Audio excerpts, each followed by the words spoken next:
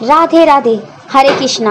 नमस्कार दोस्तों, आज मैं आपको भाद्रपद माह के कृष्ण पक्ष में आने वाली अजय एकादशी व्रत कथा सुनाने जा रही हूँ। इस व्रत को करने से समस्त पाप नष्ट हो जाते हैं।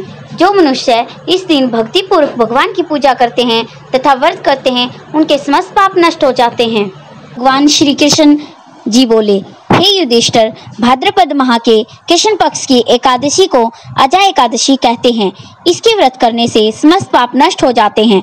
जो मनुष्य इस दिन भक्ति पूर्वक भगवान की पूजा करते हैं तथा व्रत करते हैं, उनके समस्त पाप नष्ट हो जाते हैं। प्राचीन काल में अयोध्या नगरी में एक चक्रवर्ती राजा राज्य करता था। उसका नाम हरिश्चंद्र था। वह अत्यंत वीर, प्रतापी तथा सत्यवादी था। देवयोग से उसने अपने राज्य को सौपन में एक ऋषि को दान कर दिया और परिस्थितिवश उसे अपनी पत्नी और पुत्र को भी बेचना पड़ा और स्वयं वह एक चांडाल का सेवक बन गया। उसने उस चांडाल के यहाँ कफन लेने का काम किया, परंतु उसने इस आपत्ति के काम में भी सत्य को न छोड़ा।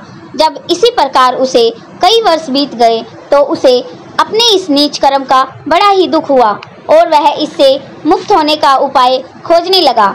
वह सदैव इस चिंता में रहने लगा कि मैं क्या करूं, किस प्रकार नीच कर्म से मुक्ति पाऊं। एक समय की बात है, वह इसी चिंता में बैठा था कि गौतम ऋषि वहां आ पहुंचे। राजा ने उन्हें प्रणाम किया और अपनी दुख भरी कथा सुनाने लगा। राजा की दुख भरी कहानी सुनकर महर्षि गौतम भी अत्यंत दुखी हुए और राजा से बोले, हे राजन, भादो के कृष्ण पक्ष की एकादशी का नाम अजा है। तुम उस एकादशी का विधि पूर्वक व्रत करो तथा रात्रि को जागरण करो। इससे तुम्हारे समस्त पाप नष्ट हो जाएंगे। गौतम ऋषि राजा से इस प्रकार कहकर अंतर्ध्यान हो गए। अजय नाम की एकादशी आने पर राजा ने मुनि के कहे अनुसार विधि पूर्वक व्रत तथा रात्रि को जागरण किया। उसी व्रत के प्रभाव से राजा के समस्त पाप नष्ट हो गए।